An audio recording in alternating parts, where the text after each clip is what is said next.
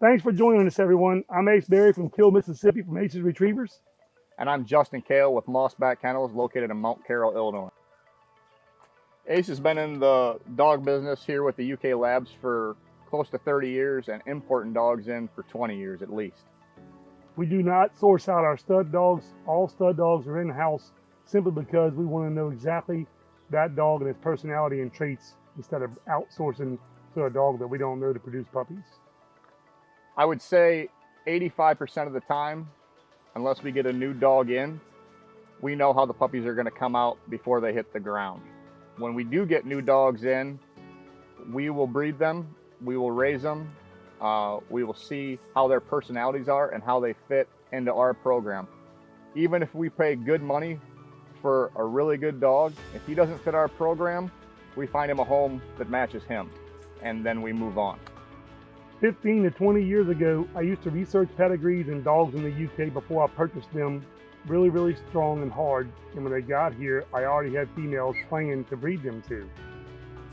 I got away from that system about 10 to 15 years ago, simply because as I was importing some females that were already bred and bringing males in and crossing the females before I knew that male dog, I was getting a mixture of results. Just because a dog walks in the field with someone in the UK and wins a title doesn't mean he's going to fit our training program and what we look to produce for our clients. Not only do we offer obviously 8-week-old puppies, Ace has developed a startup dog program that I've adopted at my place as well, where we offer a well-rounded startup retriever that goes home anywhere between 8 to 12 months old, and we also offer finished dogs as well as imported finished dogs. With that being said, we have black, yellow, and red pups. All pups come with a 24-month health guarantee, AKC registration, microchip, and up to date on all its vaccinations. I have a very wide range as far as personality, drive, and excitement level in our dogs that we have. We can match you with a dog if you're looking to chase the waterfowl from Saskatchewan to Texas and back to Saskatchewan in the late spring, or we have dogs that can be couch potatoes. The biggest goal of my breeding program is health and a well-rounded dog that fits into the home life that the client expects. So by communicating with us on exactly what you're wanting out of your dog and what his life is going to be like, we can aim you in the right direction based on different stud dogs and breedings that we have. I would say probably 90% of our dogs are good-looking dogs, but as Ace said, trainability and health and matching it to the family. We've been doing it long enough. If you call us and tell us your living situation and what you got going on, most people let us pick the pups for them. Of course, it's open. We want you to come to our facilities and see the pups, but we've been doing it a long time, and we like to match the dog to the family. At this particular minute, we have 3 black male puppies. Justin is going back north to Illinois next week, and we're going to go through them 3 black male puppies and pick the calmest, easiest one to go be a pet for none. And also, we're going to pick one for a returning client that has a really great training program and has high expectations of that being a very high drive working dog. So we do it all the time. It's something we're very comfortable with. If you guys have any questions at all, just please reach out to us about that. With all that being said, we have these 3 pups here, and we're just going to do a quick example look at these 3 pups and some personalities and what we see. As I watch them play here, I see them bite on each other. I see curled tails. I see one really not interested in biting on anybody. So we're going to remove the cage and play with these pups for a minute and just tell you a couple of things that we see. We do this often, and we've learned over the years of evaluating dogs, watching pups, and raising so many dogs in my starter dog program to see what they turn into and to develop, that it educates back into the pup line so that you know what they come from and how they develop. You can see the first thing that I see whenever I look, I see the darker pup, the darker yellow pup, red pup, laying down, playing, sitting on his own easily. He's not the one that's jumping and biting. I see this white pup right here, tail curled up a decent bit. I see the black pup with his tail angled down some. All of that tells you something. All that tells you where their mind's at.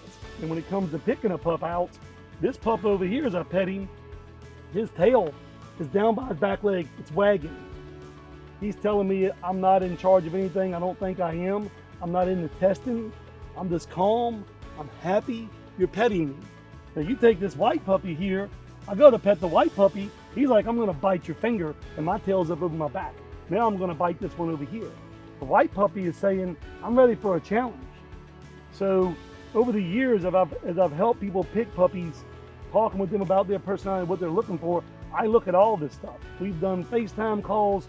We have our blog system on our puppies. We've uploaded tons of videos of the 3 black females or the 3 yellow males, show them what we're thinking with different colored collars on the puppies so that we can help them to make their decision. Once again, Justin mentioned earlier, it is your choice. You put the deposit in, you have the choice on which puppy you go with, but we are extremely glad to help with any feedback or insight that we can give to help you make your decision. And with that being said, just with these pups here, obviously they're going to evolve depending on socialization, what kind of home they're in, if they're in the home, if they're in the kennel, whatever not.